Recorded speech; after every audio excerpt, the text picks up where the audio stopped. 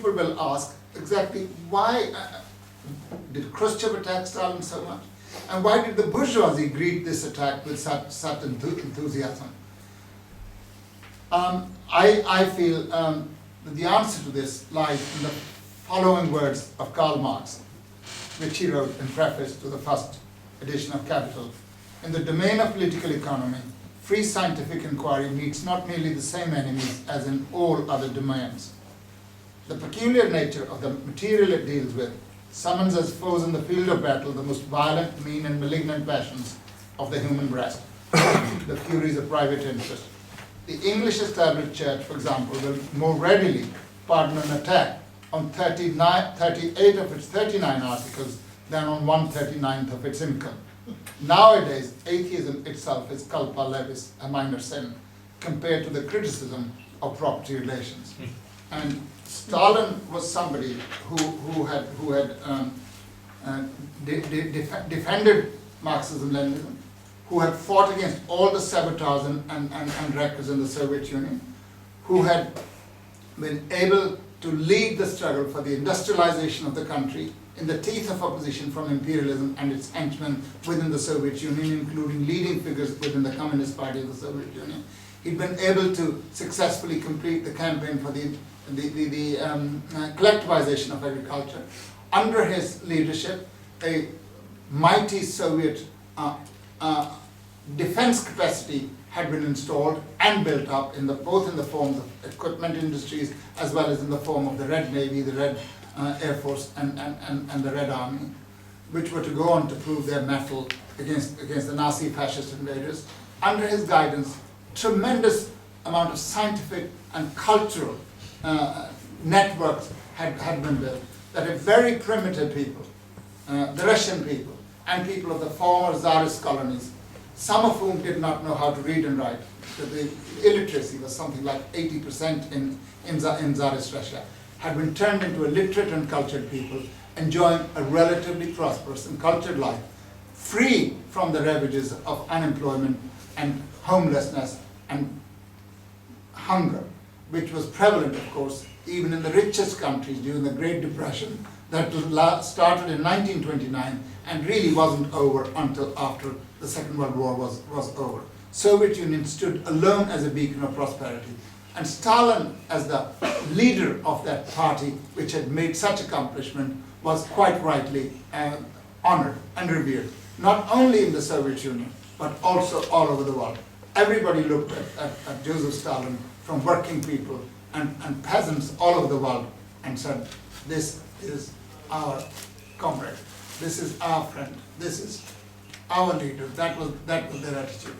I don't think that there is actually anybody in the world, and that would include Marx, Engels, and Lennin, who enjoyed that kind of prestige. I'm not trying to say that he was better than Marx, Engels, and Lennin. It just is that he lived at such a titanic time that he had been able to thwart all the schemes of imperialism aimed against the Soviet people as well as against some other people. Such had been the contribution of the Soviet Union in defeating Hitlerite Germany, that Soviet Union was rightly regarded as the leader of that fight. Lots of people fought in that war. Peoples of Europe fought, peoples in Eastern and Central Europe fought, people in China fought, in Korea fought, and many other places, and they made tremendous contribution. But there's no question that the Soviet Union and its armed forces and Stalin were in the leading rows of that fight against fascism. So they were quite rightly respected, and after the Second World War, Soviet Unions and the pro rata Stalin's prestige stood exceptionally high.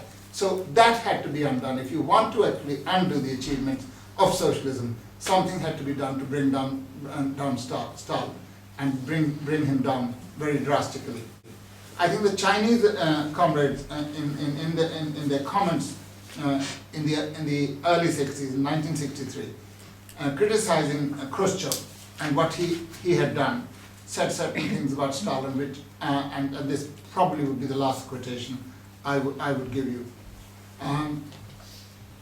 They defended Stalin in the following terms.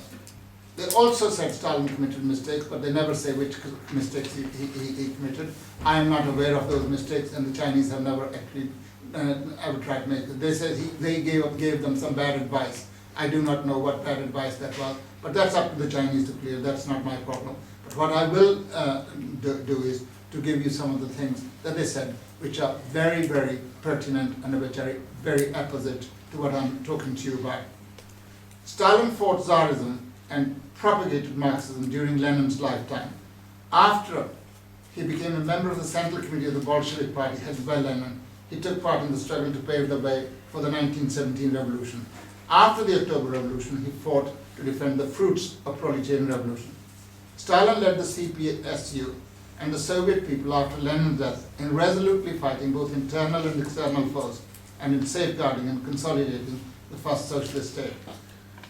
Stalin led the CPSU and the Soviet people in upholding the line of socialist industrialization and agricultural collectivization, and in achieving great successes in socialist transformation and socialist construction. Stalin led the Soviet people, the CPSU, and the Soviet army in an arduous and bitter struggle to the great victory of the anti-fascist war. Stalin defended and developed Marxism-Leninism in the fight against various kinds of opportunism, against the enemies of Leninism, the Trotskyites, Zinovievites, Bukharinites, and other bourgeois agents. Stalin made an indelible contribution to the international communist movement in a number of theoretical writings, which are immortal Marxist-Leninist works.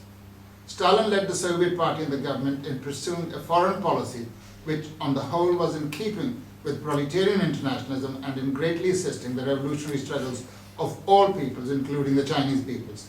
Stalin stood in the forefront of the tide of history guiding the struggle and was an irreconcilable enemy of imperialists and all reactionaries. Stalin's activities were intimately bound up with the struggle of the great CPSU and the great Soviet people, and inseparable from the revolutionary struggles of the people of the whole world. Stalin's life was that of a great Marxist-Leninist, a great proletarian revolutionary. And what the Chinese comrade then went on to say was that in attacking Stalin, what the Khrushchevites had done was not just attack Stalin as a person. They had defamed the Communist Party of the Soviet Union. They had defamed the dictatorship of the proletariat. They had defamed the achievements of socialist construction and industrialization. They had achieved and demeaned the victories of the Soviet people against the Nazi fascists. And they had defamed the achievements of the Soviet Union in fighting against imperialism and giving fraternal support to the national revolutionary movements.